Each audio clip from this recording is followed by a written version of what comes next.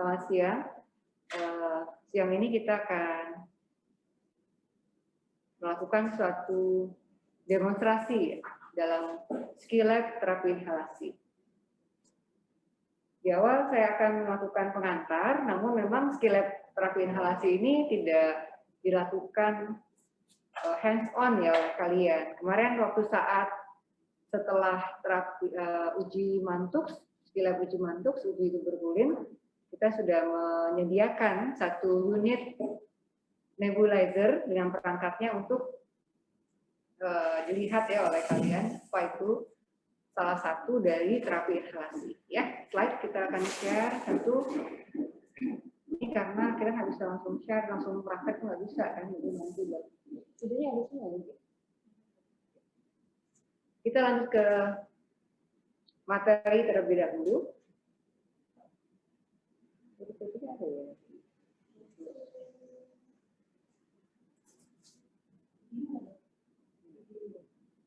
Ya, difoto maksudnya. Kayak gini kan. Oke.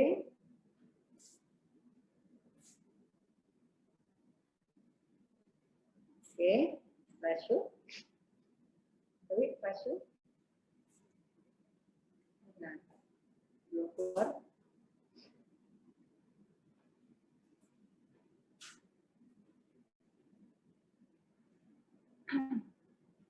Mati. Coba balik ke sini. Ini nggak ada gambar kita ya, nggak bisa.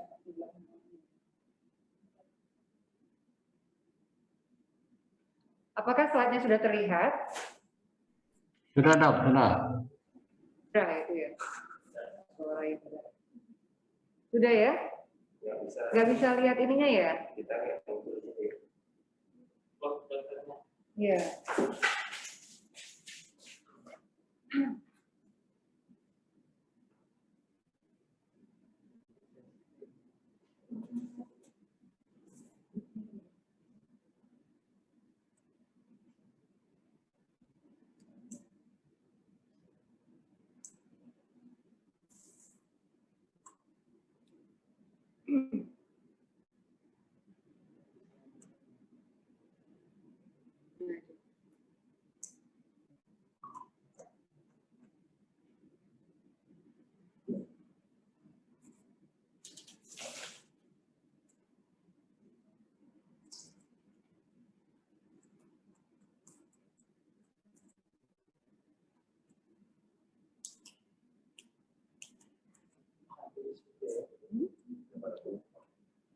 Iya, nggak dikeluarin.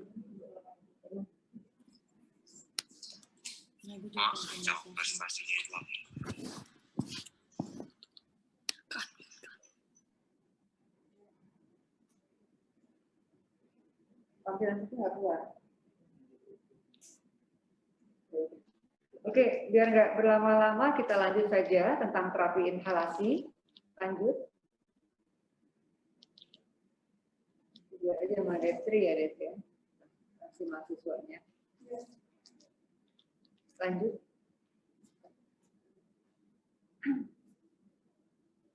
Slide kedua. Jalan.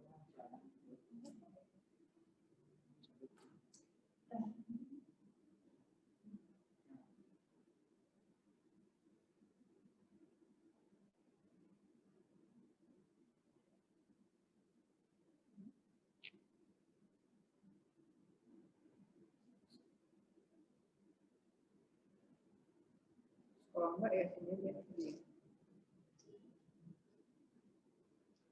Ini ada terset. Itu dulu.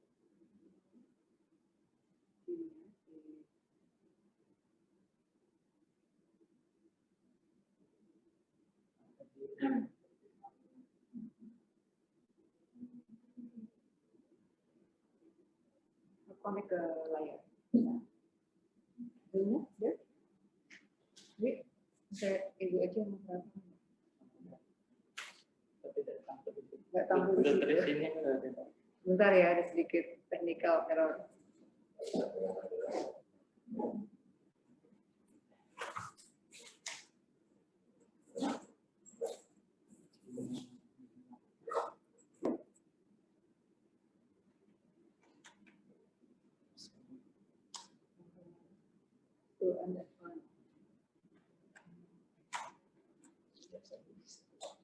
Iya, waktu yang di sana bisa.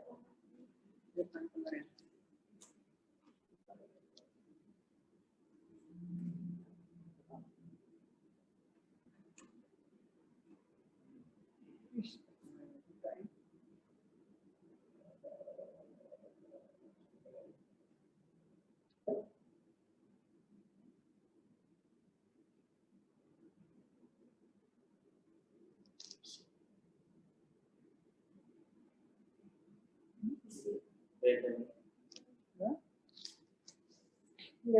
Pengantar aja deh.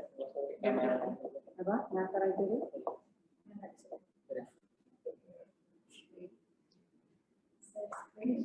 Ya, share screen, baru share. Oke. Udah kelihatan? Slideshow-nya. Ya, klik slideshow. Di slideshow tetap nggak kelihatan.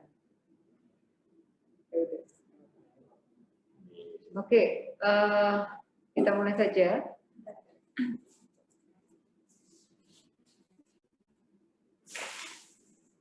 Slide.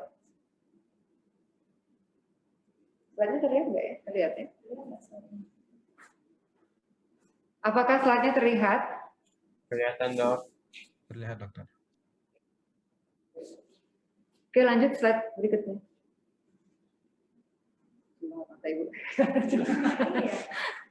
Ya udah. Jadi kenapa terang? Nah, jadi kalau kita katakan terapi inhalasi, ya juga disebut dengan aerosol terapi. Jadi di sini adalah membuat suatu obat dalam bentuk dan ukuran tertentu agar bisa dihirup ya ke dalam saluran respiratori. Jadi obat ini akan ditujukan pada tempat tujuannya ya. Mungkin gambar saya itu kecil aja di sini ya kelihatan. Jadi yang kita berikan biasanya memang bentuknya berupa bisa cairan atau serbuk ya, ataukah jenis yang lain yang nanti akan dibuat oleh mesin atau oleh alat sehingga dia akan membuat obat tersebut menjadi partikel yang lebih halus. Biasanya ukurannya kalau di paru kurang dari 5 mikron agar nanti setelah dilakukan prosedur apakah nanti menggunakan mesin atau menggunakan alat tertentu dia akan masuk ke dalam paru-paru. Karena ini partikel obat yang langsung ke target organ yaitu salah satunya adalah paru-paru, dia akan bekerja langsung. Jadi bekerjanya cepat dan obat ini dosisnya dibutuhkan hanya kecil, tidak seperti kalau misalnya kita minum obat masuk ke lambung, kita membutuhkan dosis yang lebih besar agar obat tersebut diolah oleh lambung dan akan didistribusikan ke seluruh organ termasuk organ yang kita tuju. Ya, jadi memang kalau kita katakan salah satu jenis obat seperti salbutamol, kalau kita minum dosis miligram per kilogram berat badannya akan berbeda apabila kita akan lakukan pemberiannya dengan terapi inhalasi yaitu berupa hirupan, ya. Dan karena dosisnya tidak sebesar kalau obat yang diminum atau disuntik, ya, obat ini akan berefek samping sedikit ya, minimal. Jadi apa? Karena obat ini langsung ke target organ dan tidak banyak di dalam darah. Obat ini dengan berbagai teknik mudah digunakan sebetulnya, tetapi akan kita sesuaikan dengan usia seseorang pasien. Dan memang target yang kita tentukan adalah cepatnya terapi yang kita akan berikan, ya, untuk tercapai. Nah, jadi kita lihat kalau obat sistemik ini salah satu yang saya contohkan adalah obat yang diminum per oral atau obat yang disuntik ya lewat intravena. Ya. Itu kita perlu dosis yang besar, ya. Dan kalau kita minum atau kita masukkan via infus atau via pembuluh darah, pastinya dia akan beredar di seluruh tubuh. Dan nanti setelah beredar itu akan menuju ke target yang kita tuju, misalnya paru-paru itu masih jumlahnya akan kecil, gitu, ya. Dan efeknya akan lama karena ini prosesnya harus terdistribusi ke seluruh tubuh. Nah, sehingga dosis yang dibutuhkan akan lebih besar, ya. dan otomatis akan menimbulkan side effect yang tidak bisa. Ya. Nah, bagaimana kalau yang terapi inhalasi? Kita katakan terapi inhalasi ini obat lokal, obat topikal. Sama seperti kalau kita sakit kulit, ya, di area tersebut kita langsung kasih salep. Nah, sama juga seperti terapi inhalasi. Area organ paru yang misalnya terjadi bronkokonstriksi, langsung kita beri obat yang langsung masuk ke paru-paru yang menuju area bronkokonstriksi tersebut, sehingga cepat sekali melakukan pembebasan bronkokonstriksi. Jadi pengobatannya dalam bentuk inhalasi, di mana nanti obatnya akan dibentuk menjadi partikel yang halus sehingga masuk langsung ke sistem respiratori. Tidak terdistribusi secara sistemik lagi, dan jumlah dosisnya kita hanya membutuhkan lebih sedikit dan sedikit efek samping. Nah, kita tahu bahwa saluran pernapasan kita ini merupakan saluran napas yang memang paling tidak steril. Namun Tuhan menganugerahkan hidung yang punya efek, ya, refleks dan efek untuk melawan partikel atau kuman atau yang lainnya yang memang bisa ditangkap kemudian dikeluarkan dengan mekanisme refleks batuk, bersin ataupun pembersihan mukosilia dengan teknik yang sudah ada ya di dalam sistem pertahanan saluran pernapasan. Ya, nah, sehingga kalau misalnya partikelnya masuk ke saluran pernapasan, tergantung juga ukuran. Kalau misalnya partikel atau kuman yang akan melewati rongga hidung kita, kalau misalnya dia lebih dari 15 mikrometer, dia akan tersaring, ya, akan terkumpul di lubang hidung, ya, karena ada rambut hidung dan sistem pertahanan hidung. Kalau misalnya kita obat yang kita akan berikan kepada hidung atau nasofaring, ukurannya antara 10 hingga 15 mikrometer. Sehingga kita akan memfokuskan pada organ hidung, ya. Jadi ukuran ini akan menentukan di mana obatnya akan mengendap, ya, atau akan dituju. Jadi seperti itu. Nah, untuk saluran napas yang paling bawah, memang kita harapkan sekitar 0,5, ya, kurang dari 0,5 mikron, sehingga dia akan masuk ke saluran pernapasan. Dan sekali lagi, yang namanya saluran pernapasan, otomatis kita bayangkan suatu organ yang seperti pohon yang bercabang-cabang dengan bronkusnya, ya, di mana di situ akan juga berpengaruh sistem gravitasi, sehingga nanti ada peran penting untuk memberikan terapi inhalasi ini adalah dalam posisi orangnya duduk, ya, tidak dalam kondisi berbaring. Karena apa? Dengan duduk atau kalau tidak ya sedang duduk, cabang-cabang bronkusnya akan, ya, menyebar di dada kita dan akan obat ini terdorong sampai ke seluruh paru, ya, itu yang kita harapkan. Kemudian tadi ukuran yang akan dihasilkan, ukuran obat yang akan dihasilkan oleh terapi inhalasi ini akan tergantung dari alat yang akan kita gunakan, ya. Jadi apakah ukurannya untuk menuju hidung saja atau menuju paru, itu nanti tergantung dari alat yang sudah dibuat. Ya, lanjut. Nah, jadi sekali tadi sudah sama ya, saya nyatakan bahwa obat yang akan dibuat ukurannya sesuai dengan ukuran airway, ya, ukuran yang bisa terdeposit di saluran pernapasan, ya. Rata-rata memang kurang dari 10 mikrometer untuk sampai ke area saluran pernapasan bawah. Nanti bisa macam-macam bentuknya dan bisa macam-macam alatnya. Jadi tadi obatnya bisa bentuk cairan, bisa bentuk padat, ya. Sedangkan alatnya bisa berbentuk tekanan, ya, ataukah nanti bentuknya getaran, ya. Sehingga nanti obat yang dimasukkan akan digetar sehingga akan menjadi partikel yang halus, ataukah didorong, ya, oleh mesin sehingga akan menyebabkan ukurannya menjadi kecil, ya. Tetapi ada juga nanti pengaruh dari gerak nafas seseorang, ya, untuk menghasilkan partikel tersebut menjadi yang kita inginkan, ya. Lanjut.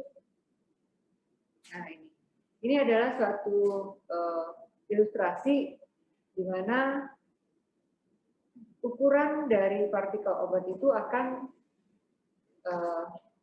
akan mengendap ya pada saluran pernapasan.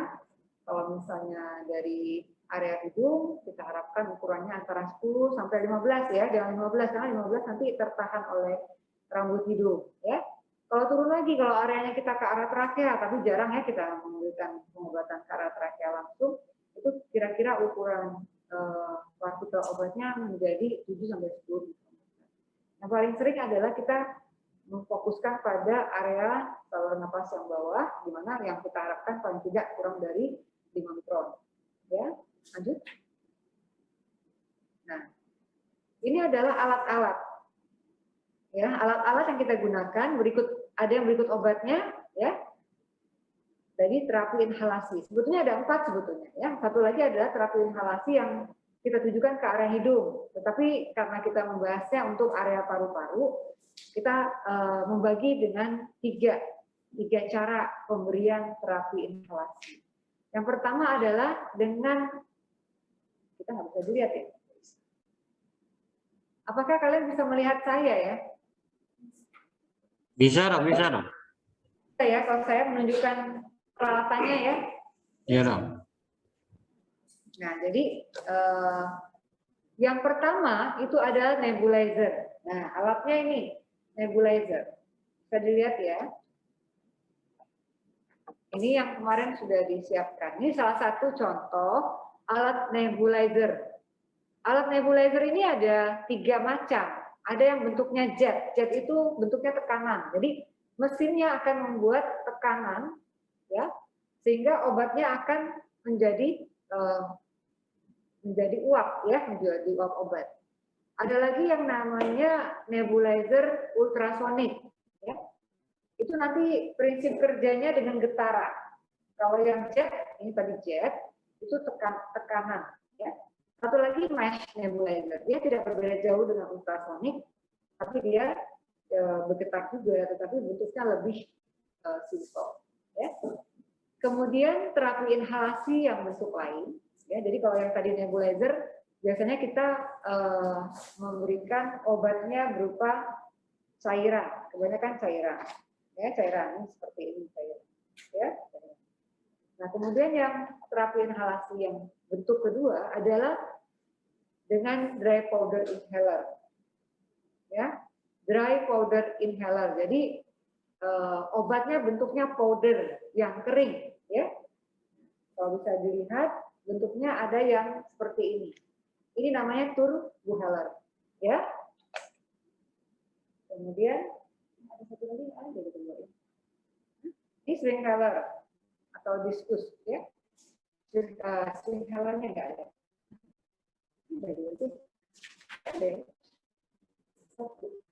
Ini diskus ini ya. Ini bentuknya diskus, ya. Ini diskus. Kemudian satu lagi Swinghaler yang gambarnya yang pojok itu tuh, yang tutup coklat ada ini. Ya.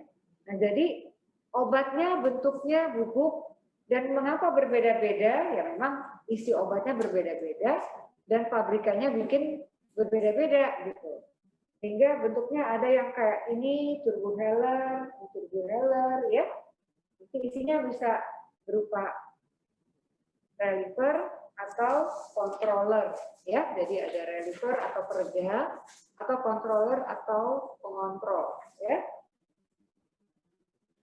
Sedangkan kalau diskus ya bisa kebanyakan kalau diskus ini memang semuanya controller, ya.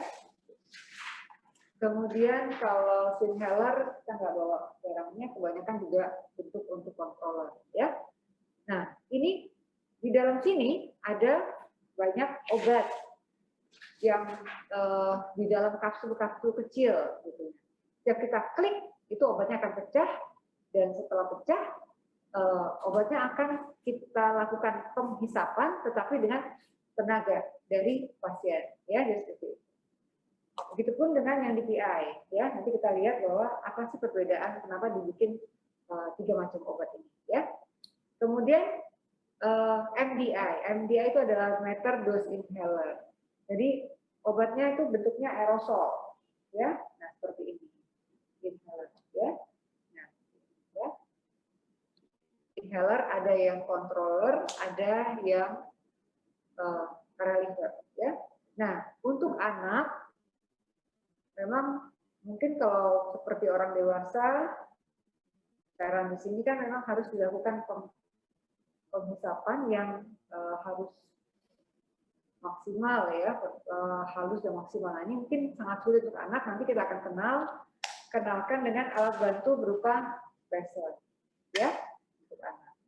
Jadi ada yang extension device, ya, seperti ini extension device, ya, atau holding chamber, ya. Jadi kita akan belajar.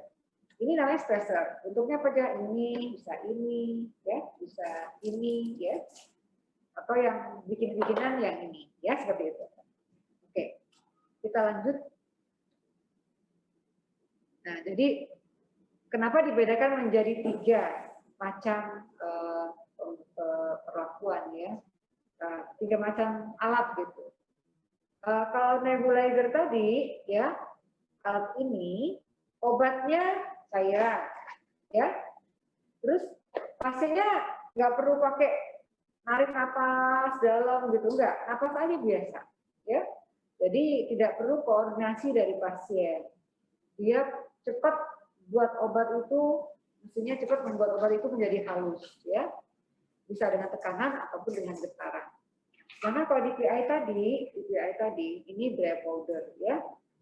Harus ada usaha napas dari pasien sehingga obatnya akan membentuk partikel yang kita inginkan, kurang dari 5 mikron. Jadi perlu koordinasi pasien. Pasien harus menghisap dengan cepat dan dalam, ya. Dan kalau inhaler MDI atau inhaler kalau kita katakan, jadi isinya cairan liquid, ya, yang dengan tekanan yang kita dorong dari ini, ya, dari ini, ya, itu akan keluar obat yang sudah siap untuk kita hisap. Tapi hisapnya juga harus pelan dan dalam, ya. Jadi nanti, ya, ya. Lanjut. Nah, jadi kita lihat alat yang pertama tadi, ya. Alat pertama tadi membuat suatu cairan dengan tekanan atau dengan getaran, ya, yang kita bawa alatnya adalah yang tekanan atau jet, ya. Itu menjadi barang yang lebih halus, obat yang lebih halus sehingga masuk ke saluran nafas. Ya, itu bedanya apakah jet, ultrasonik ataukah mesh, ya. Tetapi biasanya di emergensi atau dijual bebas juga yang dipakai adalah yang jet, ya. Kenapa yang jet sering dipakai? Karena memang dia mudah mengoperasionalkannya, ya. Tinggal colok listrik, ya, pasang selangnya yang berisi obat langsung, dan lebih murah dibanding kalau ultrasonik maupun mesh, ya.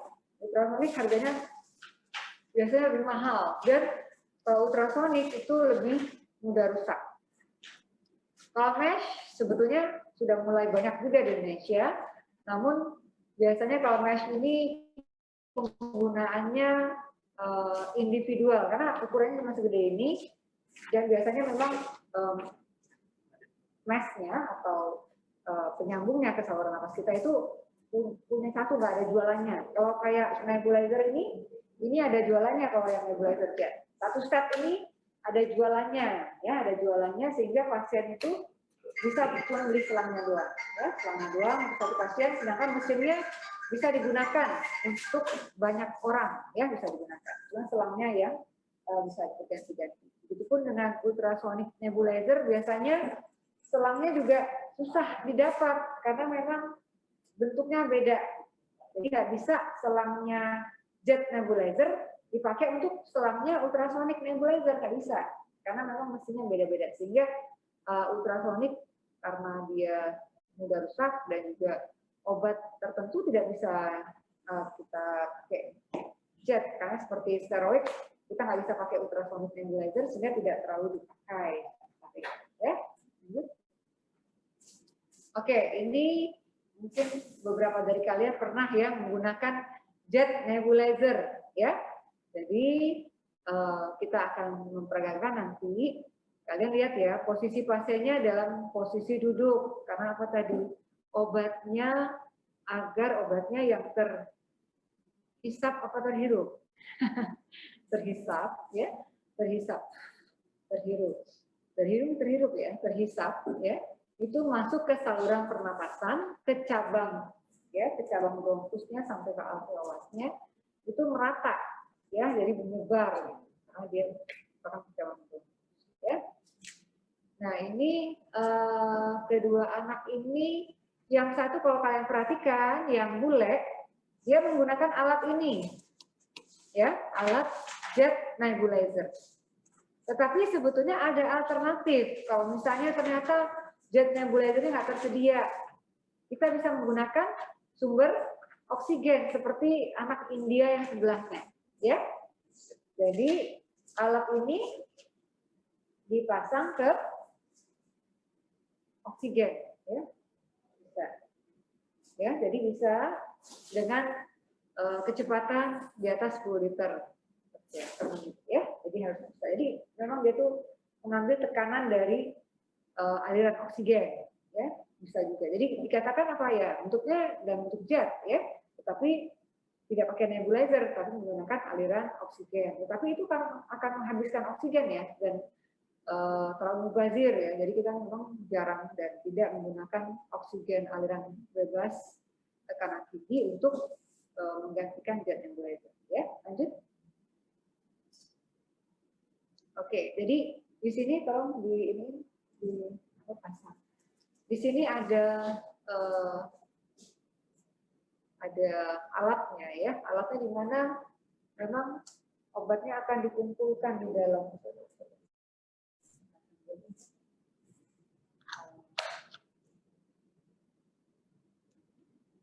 Nanti dari kompresor, jadi ini jet yang nebulizer jetnya itu. Sorry.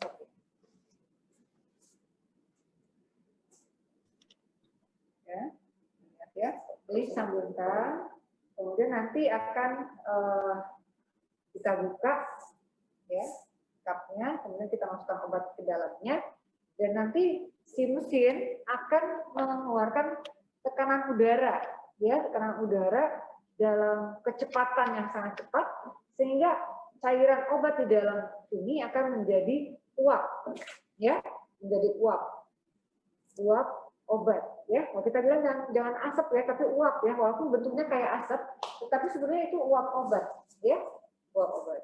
Oke, lanjut.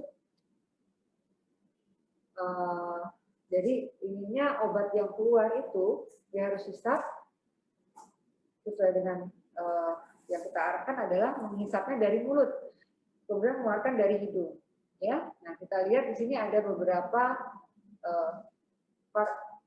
partnya, ya, bagian-bagiannya. Yang pertama kompresornya, ya, ini mesin ini kompresor, kemudian ini tubing, ya, selangnya kita katakan tubingnya, ya, sampai ke atas ini, kemudian ada nebulizer cup-nya, ya. Untuk digambar itu dia pakai ini. Nah, di gambar itu dia pakai mouthpiece, ya, kayaknya nggak sama, ya, dengan bentuk yang kita punya, karena memang macam-macam juga sih cara selangnya ini, ya. Jadi sekali lagi nih kompresor, ini tubing, ya, ini nebulizer cup, dan ujungnya ini adalah mouthpiece. Mouthpiece itu kalau anaknya besar, dia bisa langsung masuk ke mulut anaknya. Kalau anaknya bisa disuruh menghisap langsung dari mouthpiece-nya. Nah, tapi kalau dia nggak bisa, terpaksa mouthpiece-nya itu kita pakaiin masker, ya, agar anak itu, karena kalau dia masih kecil dia tidak bisa langsung berontak-berontak pakai mouthpiece, ya. Jadi kita pakai masker, ya, seperti ini, ya. Oke, ini adalah bagian dari nebulizer. Lanjut. Nah, ini yang ultrasonik, ya. Yang sebelah kiri itu ultrasonik yang memang sistemnya getaran, ya. agak lebih ribet ya, karena memang bisa sebetulnya cairannya berbeda gitu yang dikasihkan ya, beda dengan yang jet. Dan keunggulannya ultrasonik, beberapa ultrasonik bisa diatur kecepatannya, bisa lebih cepat obatnya keluar, ada yang diperlambat tergantung anaknya pernah obat jet ya. Kemudian ultrasonik yang portable juga sudah mulai ada, yang seperti gambar yang kecil yang bentuknya cuma segede ini. Tapi kembali sangat rentan untuk rusak karena memang namanya juga getaran, sehingga bantingan-bantingan itu tidak diharapkan ya ada. Jadi kebanting gini aja nanti mudah rusak ya, karena dia kan alatnya di depan. Lanjut. Nah, sama sih dia menggetar nih prinsip kerja dari ultrasonik. Lanjut. Jadi kalau dulu apa sih keuntungan dari jet, apa sih kerugiannya ataupun juga ultrasonik ya. Kita lihat sumber untuk menghidupkannya adalah listrik semuanya ya. Keduanya itu pakai listrik. Tapi tadi ada yang ultrasonik yang baru itu bisa pakai baterai atau dicas dulu. Begitupun nanti yang mesh ultrasound, mesh nebulizer. Nah, kalau misalnya kerjanya ya tadi jet itu adalah dengan kecepatan, tekanan. Kalau yang tadi ultrasonik untuk getaran. Nah, kecepatan yang ada 8 liter per menit. Sehingga memang kadang-kadang kalau pakai oksigen di atas 10 liter per menit sebetulnya ya, yang diarahkan agar lebih bisa menghasilkan uap. Nah, kalau ini suaranya berisik. Ini ya. Berisik ya, kedengeran, berisik suaranya. Kadang-kadang anaknya jadi terganggu dengan suaranya, ya. Berisik. Tapi kalau misalnya yang ultrasonik, dia halus sekali suaranya, ya. Jadi tidak terlalu mengganggu anaknya. Tapi ya itu kan cuma subjektif saja, ya. Nah, kalau masalah posisi alatnya ya mesti tetap sih, dua-duanya kan harus dijaga namanya alat. Kalau yang si ultrasonik dia harus mantep, nggak boleh goyang-goyang, karena apa tadi kalau goyang-goyang dia mudah rusak. Kalau yang si jet ya dia kadang-kadang bisa angkatan gini gitu-gitu ya. Nah, kalau yang ultrasonik nggak boleh, dia harus di atas meja instrumen untuk dibawa kemana-mana, nggak boleh angkat sana angkat sini, nggak boleh ya. Karena dia akan berubah posisi dan akan merusak komponen. Ya. Nah sekarang ada istilah fill volume. Ya. Sebenarnya kalian kalau beli alat, ya, apapun bentuknya, itu harus baca instruksinya. Ya. Misalnya alat ini, ya, ini bisa membuat obat itu menjadi uap obat kalau isinya ya, isi di dalamnya itu mencukupi 3 ml minimal atau mungkin mencukupi 5 mm ya, mililiter. Jadi semakin banyak jenisnya, semakin variasi fill volume yang diharapkan di dalam cup nebulizer ini ya. Tapi rata-rata jet nebulizer itu kira-kira 3 sampai 5 ml. Sehingga kalau kita tahu obat asma, ya salah satu contohnya adalah obat asma itu 2,5 ml. Dan obat yang kita berikan juga tergantung dosis, tergantung dari anak, usia, dan berat badan. Sehingga yang kalau dewasa 2,5 ml ini cukup satu dosis, tapi kalau anaknya mungkin bayi kecil, itu obatnya mungkin nggak sampai 2,5, mungkin cuma ambil 1 ml. Sedangkan alat ini bisa bekerja harus 3 ml. Sehingga kita harus menambahkan cairan tambahan berupa NaCl 0,9% sebagai mencukupi fill volume agar alat ini bekerja dengan baik membentuk uap yang berukuran kurang dari 5 mikrometer. Ya, jadi seperti itu. Jadi kenapa ada ditambahkan dengan NaCl tergantung mesinnya dan juga tergantung sebetulnya koordinasi anak tersebut. Ya, seperti itu.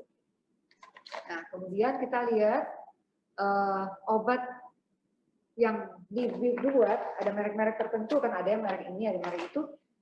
kita bisa gunain mau steroid, mau salbutamol, mau obat antibiotik dan lain sebagainya. Jadi yang diberikan dalam bentuk uap yang diberikan bisa macam-macam. Tetapi kalau ultrasonik nggak bisa pakai steroid ya. Jadi getaran itu akan merusak komponen obat tersebut ya. Dan kalau jet harganya murah, sedangkan kalau ultrasonik mahal. Perawatannya sangat simpel ya, dia tidak perlu dibersihkan terus-menerus ya. Yang penting dijaga jangan sampai kena cairan dalam. Kalau ultrasound sangat susah ya merawatnya ya. Nah, ini mesh nebulizer ya. Mirip ya bentuknya dengan ultrasonik itu. Tapi kalau mesh dia itu sebenarnya nggak beda jauh sih dengan ultrasound, tapi dia bukan kerja ultrasound dia. Dia juga memang vibrating, jadi getaran juga, tapi tidak menggunakan teknik seperti ultrasonik. Ya, nah ini sudah mulai banyak masuk ke Indonesia dan memang suaranya juga tidak sama kayak jet, jadi halus juga seperti ultrasound. Dan hampir kebanyakan orang-orang yang sering menggunakan obat-obatan ya, ini juga beralih ke arah mesh nebulizer ya. Lanjut. Nah, sekarang kita akan peragakan ya. Dr. Arus sama Mike ya. Nah, silakan Dr. Arus.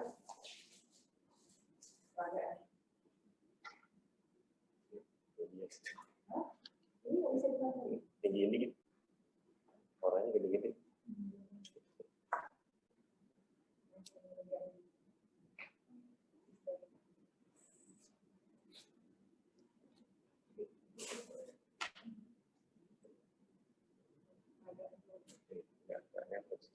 Di stop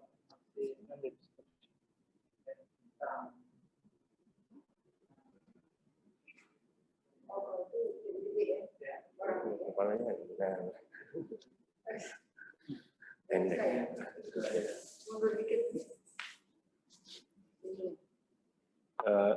Yang pertama kita siapkan alatnya, ini mesinnya.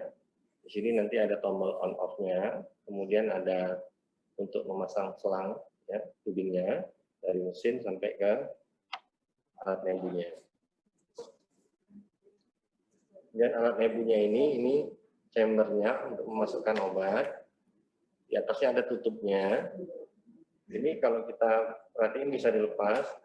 Tadi pemilihannya bisa masker, bisa menggunakan mesh pada anak yang lebih besar. Ya. Ini tutup untuk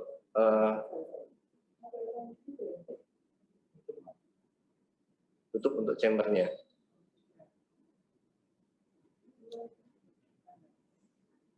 Kemudian yang perlu diperhatiin di dalam chamber ini itu ada alat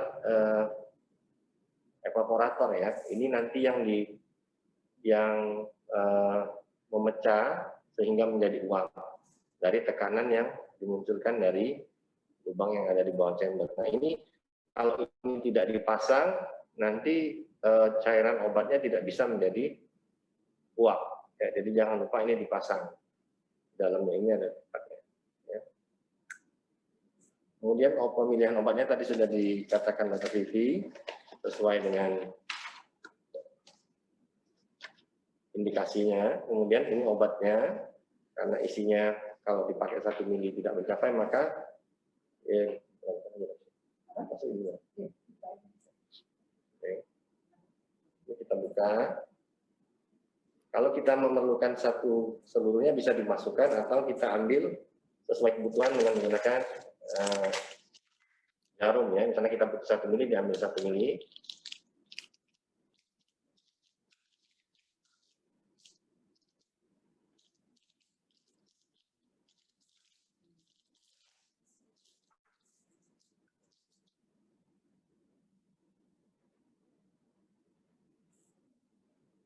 Ya, misal diambil 1 mili ya ini ya.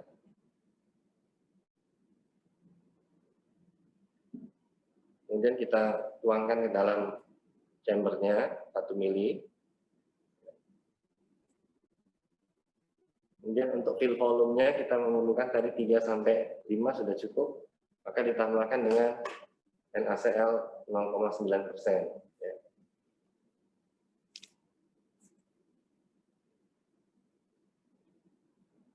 Kalau kita perlu fill volume 3, maka tadi 1 mili obat, 2 milinya adalah NaCl 0,9%.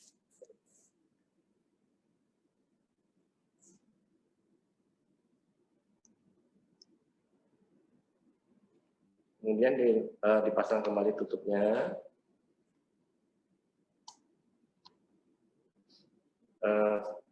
Disambungkan dari tubing atau selang di bawah ini.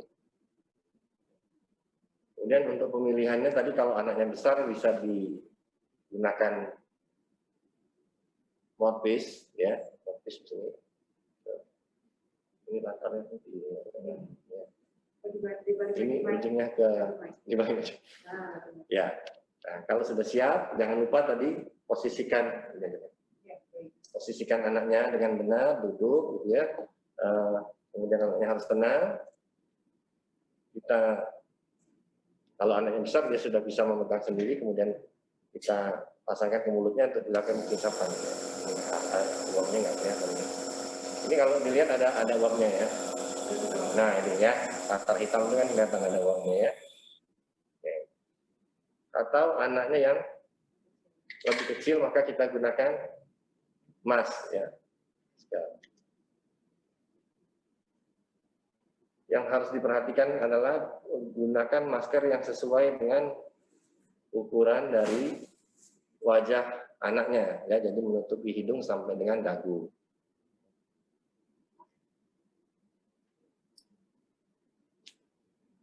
Ya, jadi harus menutupi hidung, di atas hidung sampai dengan dagu. Kalau kebesaran tidak baik atau kekecilan juga tidak baik. Ya. Kemudian posisi anak duduk.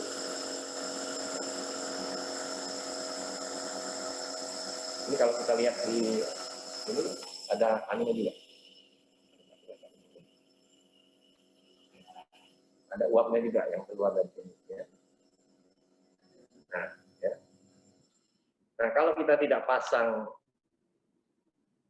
alat evaporatornya ini, maka tadi uapnya tidak akan terbentuk. Gitu. Ya.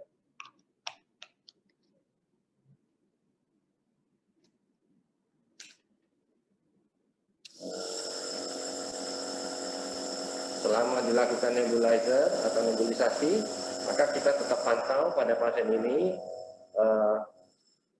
menggunakan oximeter, ya, menggunakan oximeter. Jadi pada waktu melakukan nebulisasi kita tetap memantau kecukupan oksigen dari pasien. Ya. Selain dari kita lihat nanti pernapasan pada pasien, kita juga melihat saturasi oksigen pada pasien. Ya, itu yang untuk nebulizer ya.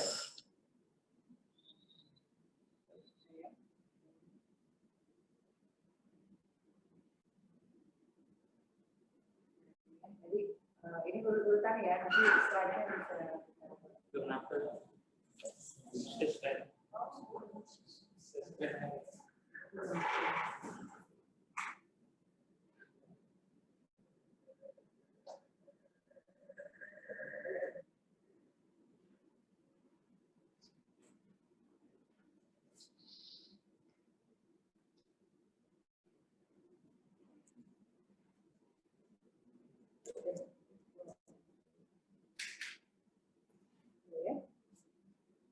Ya, jadi tadi sudah dilihat bahwa kita melakukan persiapan dan juga pelaksanaan ya, melakukan nebulizer jet. Ya. Jadi kalau orang dewasa mungkin karena yang kita butuhkan satu respul penuh, satu nebulus penuh, jadi 2,5. Sehingga kadang-kadang orang dewasa itu biasanya ditambahkan dengan beberapa cairan lain. Ya. Nah kemudian kita lihat terpenting mengevaluasi. Kenapa kita menambahkan cairan NaCl? Karena tadi ada beberapa alat yang memang membutuhkan kecukupan dari isi dari cup nebulus tadi. Jadi kembali lagi lihat petunjuk di alat masing-masing. Ada yang 2 sampai 7 ml, dia bisa membuat obat yang 17 cairan tersebut untuk menjadi buah obat, atau ada yang mungkin hanya 3 sampai 5 ml. Rata-rata si jet itu ya, dia punya kerja di 3 sampai 5 ml, sehingga memang kita tambahkan cairan NaCl normal salut untuk mencukupi ya, jadi selalu cek spesifikasi dari macam-macam alat. Ya.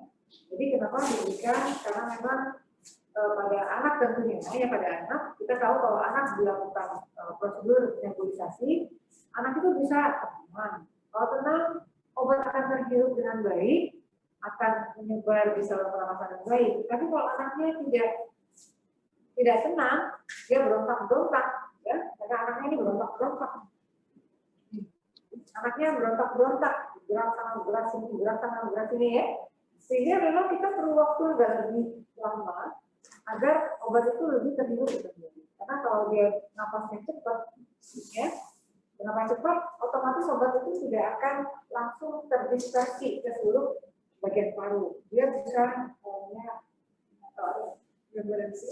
hanya sampai ke area nggak sampai ke arteri, ya, jadi seperti itu. Nah, sekarang kita pakai yang kedua. Ada gambar ini ya, dari obat inhaler. Ini sekarang alat decoder inhaler ya. Jadi sini ada gambarnya super ya. Gambarnya. Nanti kita lihat dari video aja ya. Ini decoder inhaler, tubuh inhaler yang rata-rata memang tadi. Jadi serbuk obat itu akan kita hisap ya. Jadi pasien itu akan menghisap serbuk obat, tapi dengan usaha nafas, ya, usaha nafas. Sekarang ini serbuk, jadi kalau dia menghisap serbuk, dia harus bernafas dengan cepat dan dalam. Ya, jadi seperti itu. Ya. Nah, kita berharap dengan menghisap cepat dan dalam, obat yang tertinggal di orofaring akan sedikit, ya. Pada seorang anak di bawah 5 tahun itu sangat sulit dilakukan, sehingga memang tidak kita anjurkan untuk anak yang kecil, anak balita. Ya. Kalau anak yang besar masih bisa melakukannya. Nah, sehingga pilihan untuk anak di bawah 5 tahun biasanya kita menggunakan yang bentuk inhaler, karena tadi ada spacer yang bisa membantu kita untuk membuat anak tidak berupaya yang bisa, tetapi dengan bernapas biasa obat tersebut bisa menjadi uap obat. Ya. Ini prinsip dari turbo inhaler, ya, salah satu dari DPI, tadi turbo inhaler namanya. Bentuknya turbo inhaler ya, dia akan membuat nanti diklik ya, diklik itu kalau diklik itu artinya akan pecah obat di dalamnya. Satu kapsul obat ya, gitu ya. Kita satu kapsul obat di dalamnya, yang setelah dipecah isinya akan keluar, ya, isinya keluar dan siap pasiennya menghisap, sehingga obat yang terhisap itu akan membentuk suatu uap obat yang bentuknya kurang dari 5 mikron, tapi tetap dengan usaha nafas dari pasien. Nah, ini ada step by step-nya. Namun nanti kalian akan lihat dari video ya, video yang kita akan perlihatkan bagaimana menggunakan DPI yang salah satu bentuk ini adalah turbo inhaler, ya, turbo inhaler, bentuknya turbo inhaler. Ya, kita lihat, jadi harus cepat dan dalam. Kita melihat bahwa memang utamanya kalau kita berpikir suara masih bisa masuk ya, dari video aja. Ya.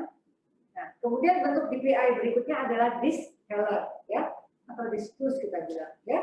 Ini juga nanti ada caranya langsung kita lihat. Ya, memang berbagai macam bentuk DPI ini cara menggunakan juga berbeda-beda. Nanti dengan video akan lebih mudah terlihat. Satu lagi string inhaler, ya, string inhaler ini bentuknya klik-klik juga. Di dalamnya juga sama kayak turbo inhaler, disc inhaler, ya, turbo inhaler, disc inhaler. Di dalamnya ada kumpulan kapsul-kapsul kecil berisi obat Ya kalau diklik ya, nanti itu akan pecah kapsulnya dan akan keluar isi dari kapsul tersebut sehingga mudah kita bisa. Begitupun nih, tapi cara penggunaannya berbeda.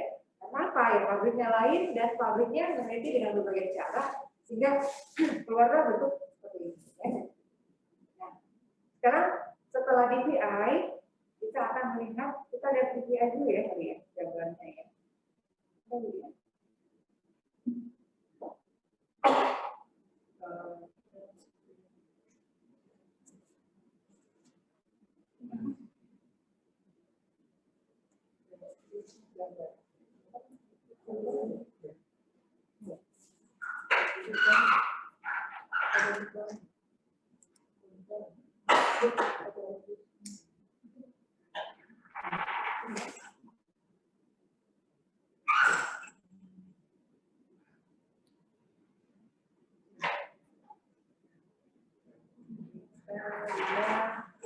Yang bentuk turbulensi.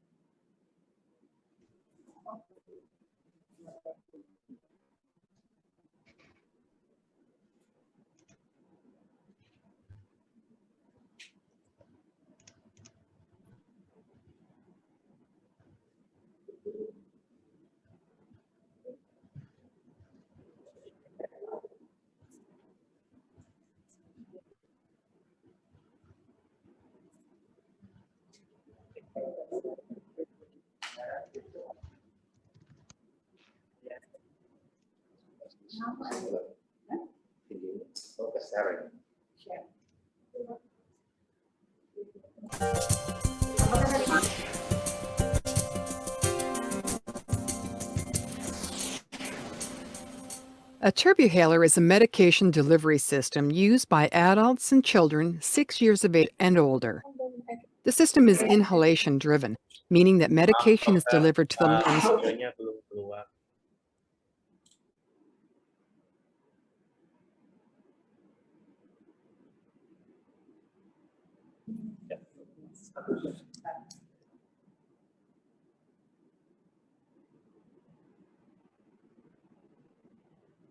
Administering medication using a turbuhaler is comprised of 3 simple steps.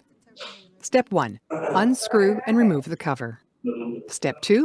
Hold the turbuhaler in one hand and twist the colored bottom of the turbuhaler with the other hand.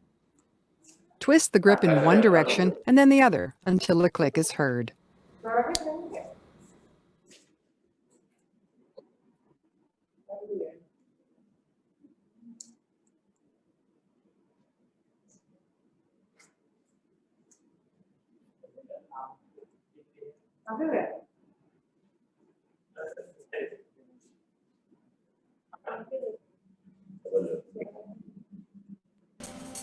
A turbuhaler is a medication delivery system used by adults and children 6 years of age and older.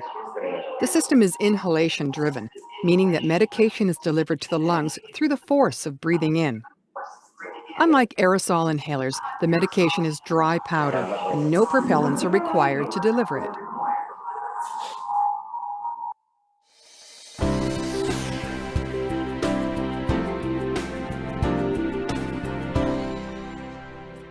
Administering medication using a turbuhaler is comprised of 3 simple steps. Step 1. Unscrew and remove the cover. Step 2. Hold the turbuhaler in one hand and twist the colored bottom of the turbuhaler with the other hand. Twist the grip in one direction and then the other until a click is heard. Hold the device with the mouthpiece pointing up. To prevent medication loss after hearing the click, avoid turning the turbuhaler upside down, shaking it, dropping it, or breathing into the turbuhaler. If the medication is lost, step 2 must be repeated.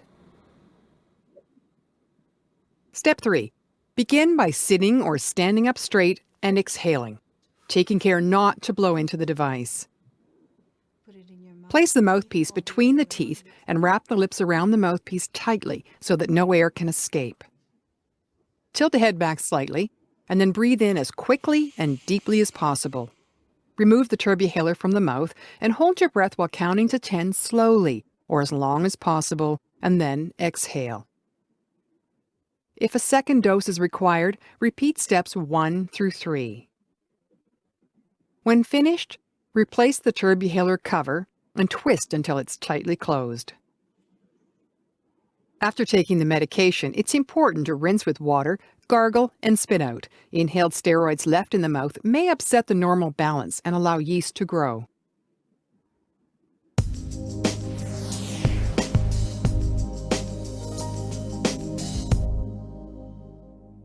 Turbuhalers have two different forms of dosage counters. One keeps track of doses in units of 20, while the other uses a side dial. A red mark first appears in the window when there are 20 doses left. The device is empty when the red mark fills the window. It's important to keep track of doses, since even an empty turbuhaler will make noise when shaken, creating the impression that medication remains. Turbuhalers, like all dry powder inhalers, require a desiccant or silicone gel to draw moisture away from the medication. As a result, a turbuhaler can feel partially full even when empty. When administering the medication, it's important to take a strong, deep breath.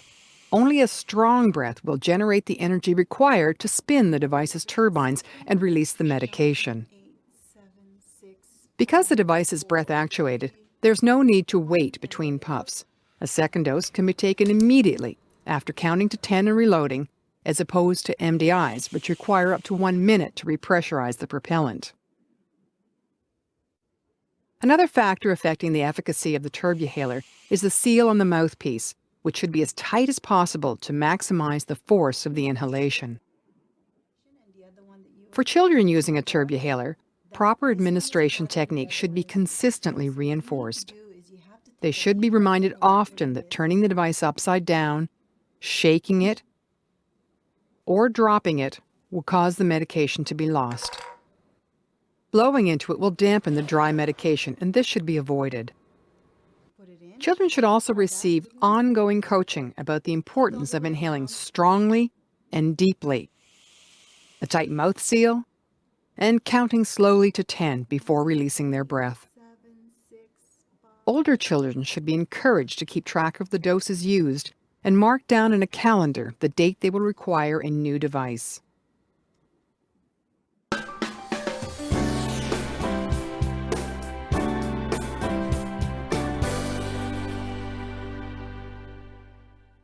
Because the turbuhaler is a device that administers dry medication, it should never be immersed in water.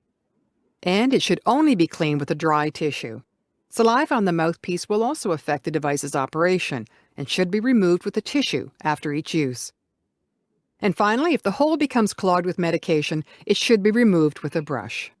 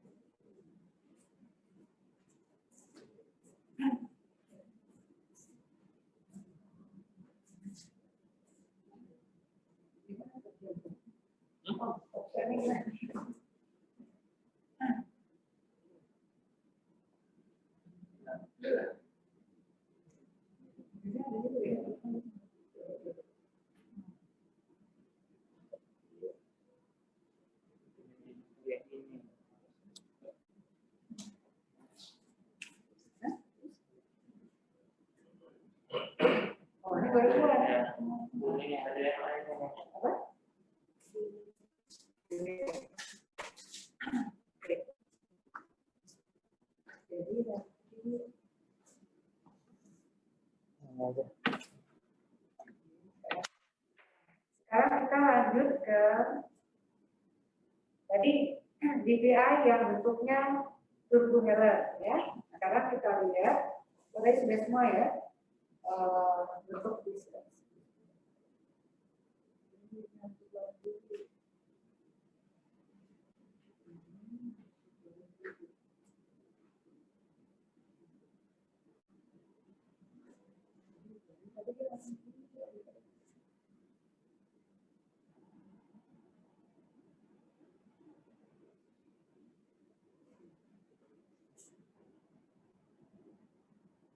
Open the discus using the thumb grip until you hear a click. Hold the discus horizontal. Slide the lever downwards until you hear a click to load the dose. Breathe out completely away from the discus. Place the mouthpiece in your mouth and breathe in quickly and deeply.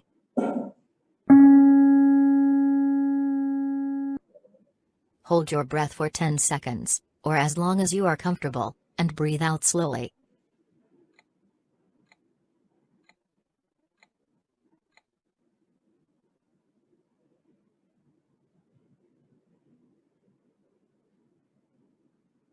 Repeat steps 3 to 6 after 30 seconds, if you have to take another puff.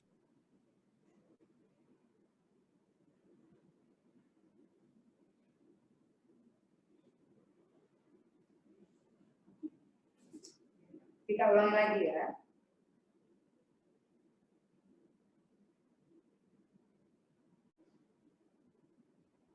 Check the dose counter to see the number of doses remaining. Holding the discus properly in both the hands, slide open the discus using the thumb grip until you hear a click. Hold the discus horizontal. Slide the lever downwards until you hear a click to load the dose. Breathe out completely away from the discus. Place the mouthpiece in your mouth and breathe in quickly and deeply.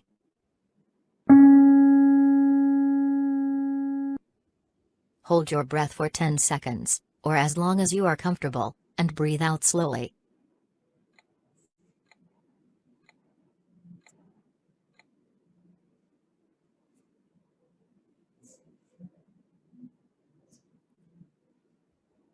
Repeat steps 3 to 6 after 30 seconds, if you have to take another puff.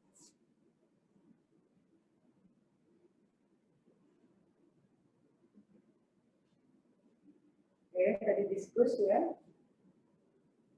Kemudian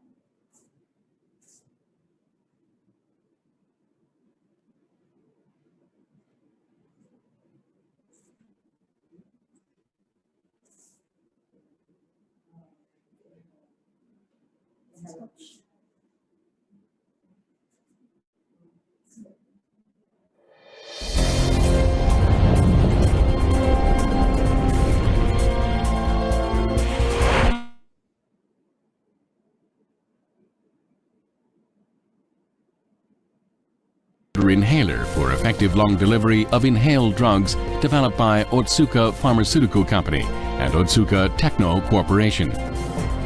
It is distinguished by a high delivery of fine particle fraction with low inspiration. The wide and mountain-shaped channel lets air and particles flow smoothly and efficiently, even with very low inspiratory flow.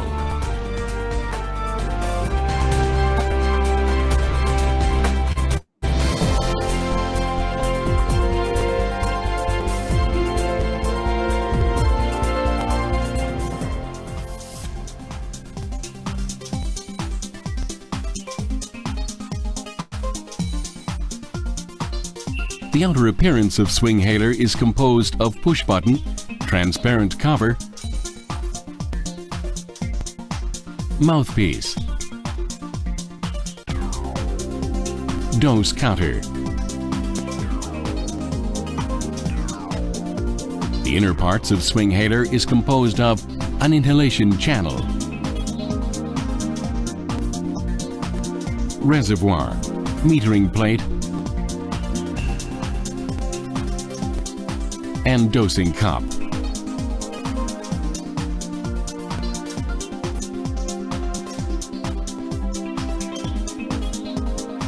By shaking the swinghaler after opening the transparent cover, a single dose flows from the reservoir into the dosing cup of the metering plate. When the button is pushed, the number on the dose counter will decrease by 1, and at the same time, the dosing cup of the metering plate moves to the inlet of inhalation channel in the inner side of the inhaler. This is the condition that medication is ready to inhale. The geometric inhalation channel of swinghaler provides uniform delivery of drug over a broad range of inspiratory flow rates. The wide and mountain-shaped channel lets air and particles flow smoothly and efficiently, even with a very low inspiratory flow. The drug agglomerates flow through the inhalation channel and then collide with the interior walls of the channel, being broken from larger particles into a respirable, smaller size. When the button is pushed once more, without changing the number on the dose counter, the dose cup moves to backward. This is the unloaded condition for next use.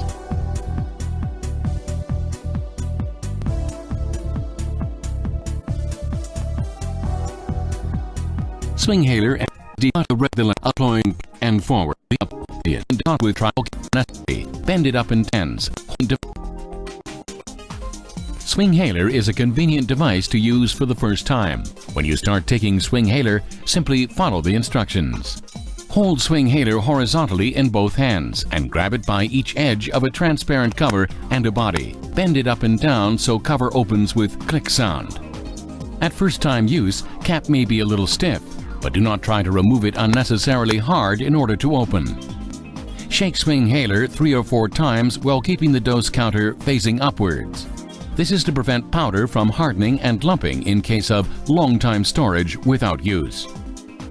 Hold the swinghaler at the white-colored plastic body and push the button towards the mouthpiece 1 time. If you hear it click, medicine is ready to be inhaled. Please do not shake swinghaler too hard once the medicine is loaded. Breathe out and hold your breath. Never breathe out through the mouthpiece. Place the mouthpiece gently between your teeth. Close your lips and breathe in fast and deeply through your mouth as much as you can. Then hold your breath for a few seconds as the medication can be inhaled. Breathe out slowly. Push the button of the swinghaler once more to return it to its original position. Close the cover after use. If 2 doses are prescribed, please repeat the previous process one more time.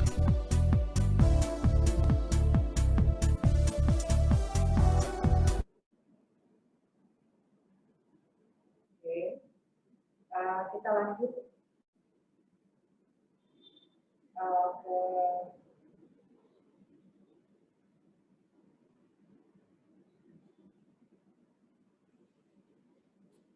jadi kita sudah melihat beberapa DPI, ya. Ada turbohaler, ada swinghaler, dan ada diskus. Ya. Nah, sekarang kita lihat lanjutannya adalah MDI, ya. Jadi MDI ini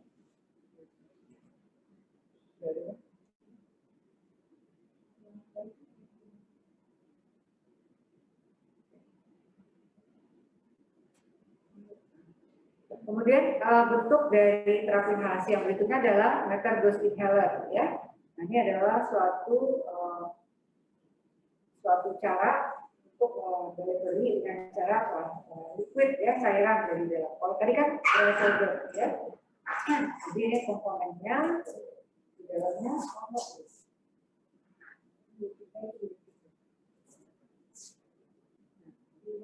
delay, ya. Jadi kita lihat perbedaan antara yang DPI, ya, yang tadi yang turbohaler dengan yang MDI. Ya, kalau MDI itu meter dose inhaler, di mana nanti di dalamnya ada microneedler suspension yang bentuknya dicampur dengan propeller, ya, dan akan dibutuhkan tekanan, ya, dari kanisternya agar nanti akan mendorong obat agar menjadi uap obat yang perlu usaha dari pasien untuk menghisapnya. Ya. Kalau turbohaler tadi agak lebih gampang sebetulnya karena kliknya dari luar, tinggal pasiennya akan bersiap untuk menghisap. Tapi kalau MDI dia menekan dan menghisap, jadi ada dua kegiatan yang dilakukan oleh pasien agar bisa berubah. Sangat sulit melakukannya. Nanti kita lihat juga dengan video. Tetapi yang menariknya adalah MDI ini dipakai bukan hanya untuk dewasa saja, kita bisa gunakan untuk anak-anak. Ya. Jadi nanti menggunakan spacer atau extension device, ya, yang kita katakan kalau extension device itu tanpa valve, tanpa katup di dalamnya, tanpa katup yang bisa menahan obat agar tidak keluar. Atau yang bentuknya dengan holding chamber, yang dengan katup, yang seperti, ya. Nah, ini yang holding chamber dengan ada katup di dalamnya, ya. Nah, di katup. Ini yang warna biru ini katupnya, yang bisa menahan obatnya itu keluar langsung, jadi bisa berputar di dalam tabung ini pada saat pasiennya bisa. Ya.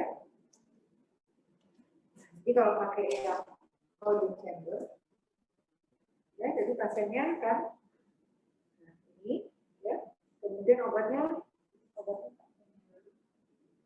inhaler.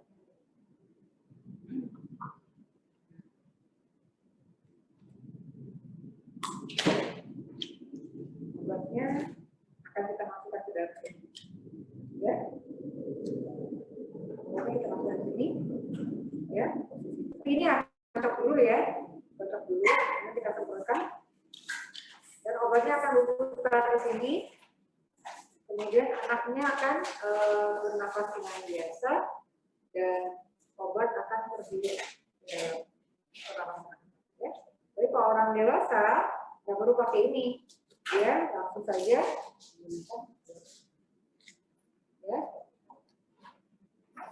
ya seperti ini. Yang ini adalah extension device, jadi dia tidak ada katup, ya. Tapi bentuknya rata-rata memang morphis, ya, bentuknya morphis. Jadi langsung ke dalam mulut pasiennya. Ya, sebetulnya kenapa digunakan extension device? Karena pada saat kita mencet, ya, menekan dengan kita melakukan pernapasan itu tidak sinkron, sehingga perlu kemudian harus bernafas. Tapi ini hanya satu kali tarik nafas, ya, karena dia hanya membuat satu space agar obatnya tidak terinfeksi ke dalam tenggorokan, ya. Nah, kita akan lihat saja beberapa slide. Nah, ini satu lagi minta yang si botol aqua. Kalau misalnya memang susah dicari ya peralatan ini, kalau di daerah yang sangat terbatas mungkin memodifikasi dengan cara botol aqua, ya. Tapi ya, gue tidak dianjurkan juga kalau ada, ya, jadi seperti ini. Tapi fungsi ini hanya seperti menggantikan fungsinya fungsi extension, ya, extension chamber doang. Bukan menggantikan ini, nggak bisa ini, ya. Jadi bernafasnya juga cuma satu kali sebetulnya, ya, karena obatnya akan hanya lewat saja, gitu, ya. Ini dari slide bisa dilihat. Saya terlihat ya slide terlihat ya. Slide, ya. Kalau misalnya aja. Ini spacer device yang kembali lagi, kenapa mereknya macam-macam ya, nama pabriknya yang bikin, ya. Ini sesuai dengan pabrik yang bikin. Ada yang namanya Baby Heller, walaupun memang kalau Baby Heller ini khusus untuk baby, usia baby. Ada yang namanya aero chamber, pabriknya membuat itu, ataupun optic chamber, ya. Nah, ini ada contohnya, kita akan lihat dari gambar, ya. Nah, biasanya memang kita membutuhkan spacer ini sebagai upaya memasukkan obat pada beberapa anak. Kalau anaknya besar, anaknya kecil, mungkin kita pakai mesh. Tapi kalau anaknya besar, ya, kita lepaskan saja, bisa menggantikan. Ya. Oke. Nah, ini ada beberapa pilihan. Ya. Kita lihat dari video.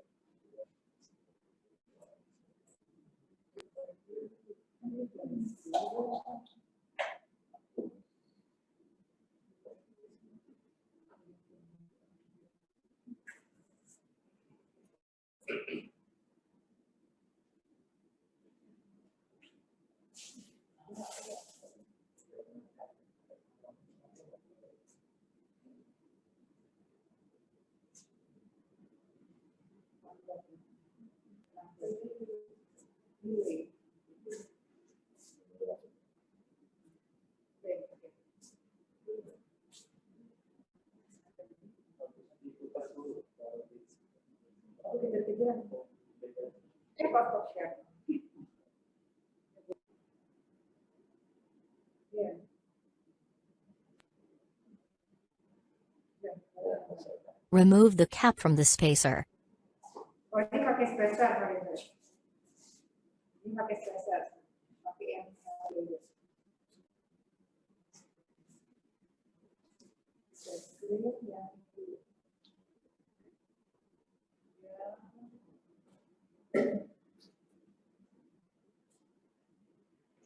How to use metered dose inhalers properly.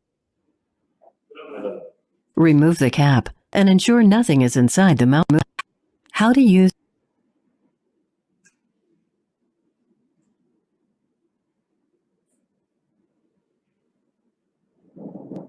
Ya, ini kita lihat NDI ya. metered dose inhalers properly. Remove the cap and ensure nothing is inside the mouthpiece. Having a clean mouthpiece ensures your inhaler will work properly. Follow the instructions provided, or ask your pharmacist on how to properly clean your mouthpiece. This should be done at least once a week. Shake the inhaler. Some inhalers need to be primed before using for the first time, or if they haven't been used for more than 2 weeks.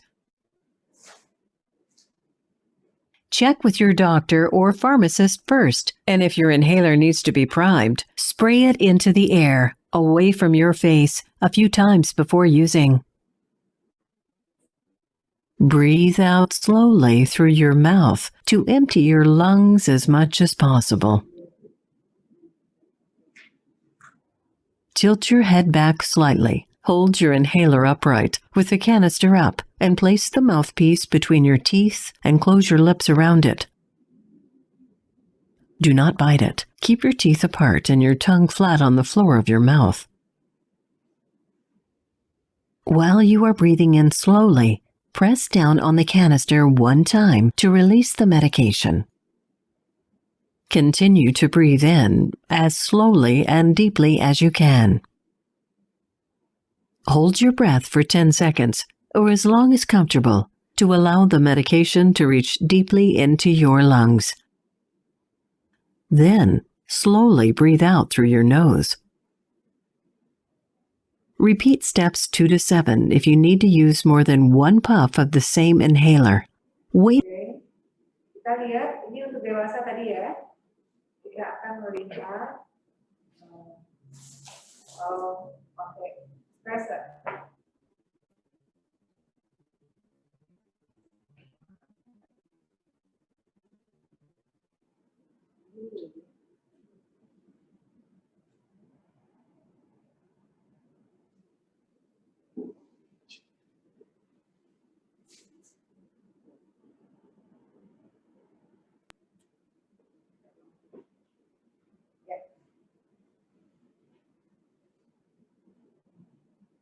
Remove the cap from the inhaler.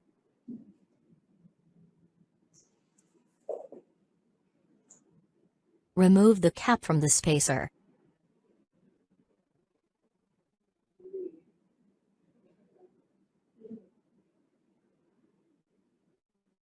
Shake the inhaler well for 5 seconds.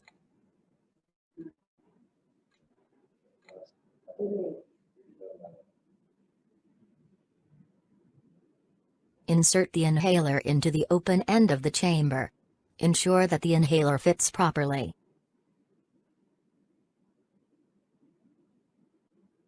Sit up straight or stand up. Tilt your head back slightly. Before starting to inhale, breathe out completely away from the spacer.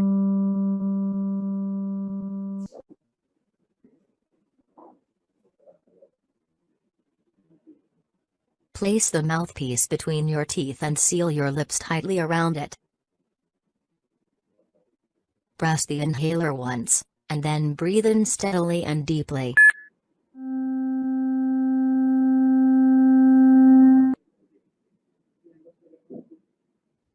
Hold your breath for 10 seconds, or as long as you are comfortable, and breathe out slowly. Nah, ini sebetulnya holding chamber dipakai sebagai extension chamber ya. Padahal sebetulnya ini spacer yang punya katup yang bisa dilakukan penghisapan berkali-kali dalam satu waktu ya. Sehingga kalau kita lihat di sini ada bagian mouthpiece-nya, kalau dipakai dikasih mesh ya, ini akan cocok untuk anak di bawah 5 tahun ya. Ini contohnya kalau dipakai sebagai extension ya. Sudah saya cari lagi.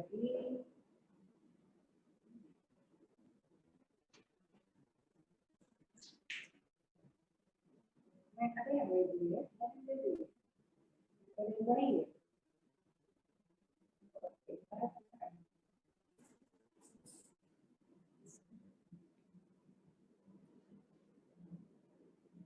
A lot of medicines come in a metered dose inhaler, also called an MDI.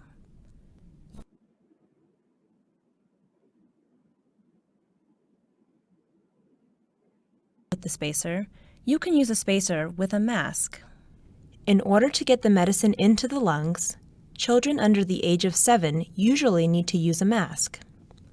Older children will learn to use a mouthpiece. Remove caps from the spacer and metered dose inhaler. Shake the MDI for 3 to 5 seconds before using. Spray the MDI no more than 4 times before using it for the first time if you haven't used it in a while or if you dropped it. This is called priming the MDI. This does not count as a dose of medication. Insert the opening of the MDI into the rubber-sealed end of the spacer. The mask should be attached to the other side of the spacer. Stand or sit up straight. Place the mask over the child's nose and mouth, making a tight seal. Have your child breathe out. Press the top of the MDI so it sprays into the chamber. Only press 1 time. After spraying the MDI into the valved holding chamber, breathe in and out for 10 seconds. You can watch the valve move in and out to make sure your child is breathing in the medicine. If possible, have your child hold his or her breath for 10 seconds, then breathe out normally. Wait 1 minute and repeat as prescribed for a minimum of 2 puffs. If the medicine is an inhaled steroid, have your child rinse his or her mouth and brush his or her teeth after each treatment. Make sure you tadi tergantung obatnya ya.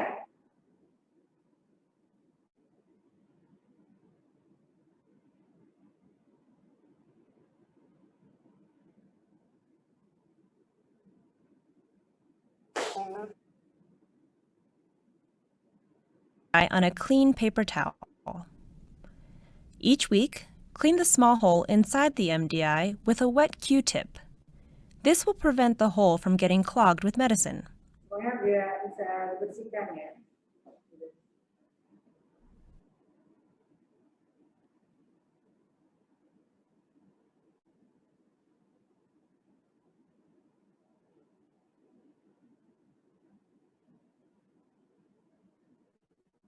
On the plastic cover. When the counter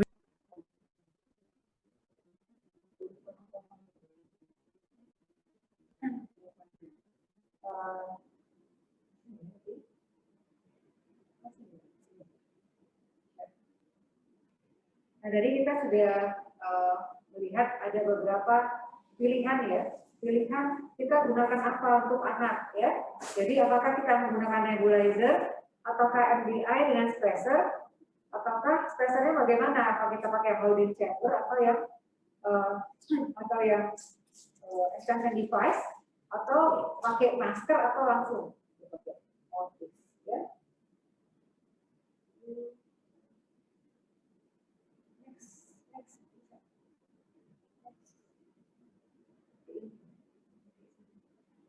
Nah, ini ada pilihan dari usia ya. Jadi kalian kalau misalnya bingung pakai patokan usia, kemudian nebulizer apa yang terapi inhalasi apa yang kita gunakan. Ya. Jadi sebetulnya semua kasus menjadi pilihan utama adalah MDI dengan spacer yang tadi yang holding chamber. Ya. Oke, sudah selesai. Mungkin ada yang mau bertanya?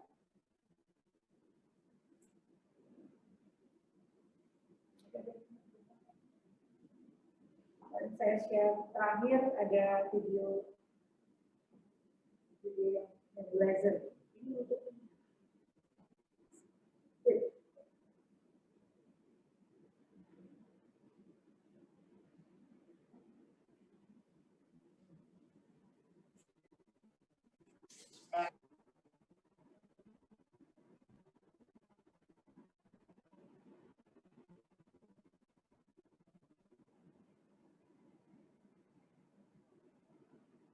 The nebulizer vaporizes your child's asthma medication into a breathable mist called an aerosol. When the medication is breathed in as an aerosol, it is more easily deposited into the lungs, its final destination. The nebulizer machine works similar to an inhaler, but delivers the medication at a slower rate. If your child is below the age of 7, you may want to use a mask instead of a mouthpiece to enhance the medicine's delivery.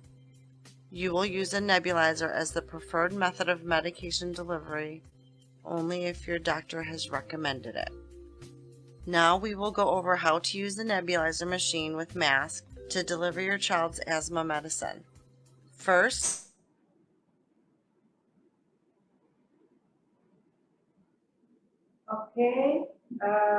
demikian tadi kuliah pengantar untuk skill lab terapi inhalasi. Ya, jadi kita sudah melihat apa itu nebulizer, apa itu DPI, apa itu MDI, dengan pilihan yang kita akan pilih sesuai dengan kebutuhan pada pasien. Kira-kira yang mau ditanyakan?